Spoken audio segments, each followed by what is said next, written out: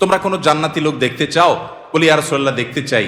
একটা লোক চলে যাচ্ছে সামনে দিয়ে, তিনি জিজ্ঞাসা করেছেন এই লোকটা সম্পর্কে তোমাদের কি ধারণা?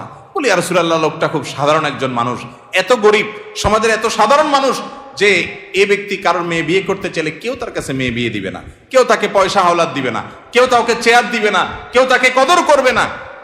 আরেক লোক আসছে, নবী করিম সাল্লাল্লাহু আলাইহি ওয়াসাল্লাম বলেন এর সম্পর্কে তোমাদের বক্তব্য কি, মূল্যায়ন কি?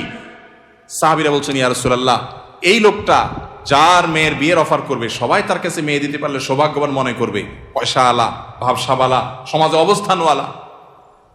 সে কারো কাছে কিছু চাইলে কেউ তাকে ফেরত দিবে না, তার অবস্থান আমাদের কাছে অনেক বেশি।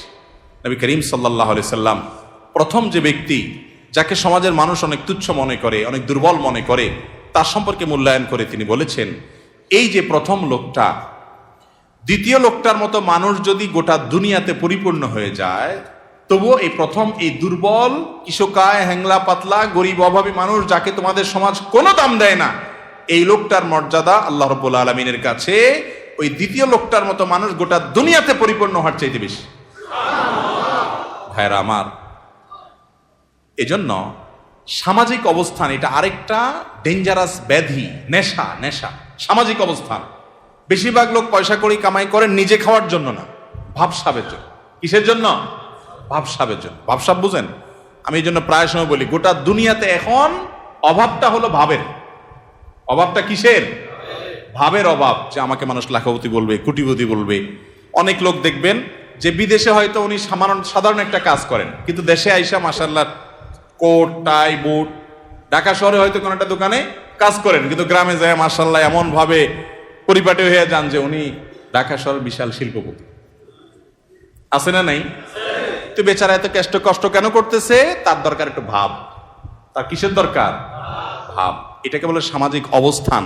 হব্বে জাহ, এটা মানুষকে কুরে কুরে শেষ করে দেয়, একদম ধ্বংসের দ্বার প্রান্তে নিয়ে যায়। এজন্য ডিপ্রেশন থেকে মুক্তি পেতে চান, একমাত্র পথ আল্লাহর আনুগত্য এবং গোলামিতে ফিরে আসেন। সালহাতু সঙ্গে বুদি দিল খারাস আজমুদে এক জামানা খাকে বাস। ভাইরে, বহু বছর তো পাথর হয়েছিলেন, কিছু কাল একটু মাটি হয়ে দেখেন, একটু চোখের পানি ফেলে দেখেন, একটু রোনাজারি করে দেখেন, একটু আল্লাহর সাথে কথা বলে দেখেন, দুনিয়ার মোহটা ছেড়ে দেন, আল্লাহর মোহাব্বতটাকে নিজের ভেতরে আনার চেষ্টা করেন, আল্লাহর গোলামিটা করে দেখেন। একাকি আল্লাহর সাথে একটু কথা বলেন, ভোর রাতে উঠে একটু আল্লাহর সাথে কথা বলেন, তাহাজ্জুদে গিয়ে একটু চোখের পানি ছেড়ে দেন, মুনাজাত করেন, আল্লাহর সাথে কানাঘুষা করেন। কেউ আপনার দুঃখ বুঝে না, আল্লাহকে বলেন, আল্লাহর সাথে একটু কথা বলেন। আপনার চাইতে সুখী মানুষ আল্লাহর জমিনে আরেকটা আর থাকবে না ইনশাআল্লাহ। ভাইরা আমার, সুখের যে পথ কোরআন বলেছে সেটা আমাদের বিশ্বাস হয় না। সম্ভবত হাসান বসরি রাহিমাহুল্লাহ বা অন্য কোন এক তাবেঈ বলেছেন, কোরআনে আল্লাহ রাব্বুল আলামিন বহু জায়গায় ওয়াদা করেছেন যে আল্লাহ তাআলা মানুষকে দুনিয়াতে সুখ স্বাচ্ছন্দ্য দিবেন। মান আমিলা সালিহাম মিন যাকারিন আও উনসা ওয়া মুমিন ফালানুহইয়ান্নাহু হায়াতান তাইয়্যিবা। নারী হোক আর পুরুষ হোক, যে ব্যক্তি ঈমান আনার পর নেকামল করবে, আল্লাহ নির্দেশ মতো নিজের জীবনকে পরিচালিত করবে, এটাই তার জীবনের মূল টার্গেট। এটা ঠিক রেখে পয়সা আসলে আসুক, না আসলে নাই, ব্যবসা থাকলে থাকুক, না থাকলে নাই, আল্লাহর আনুগত্যটাকে মূল রেখে চলে। আল্লাহ রাব্বুল আলামিন ওয়াদা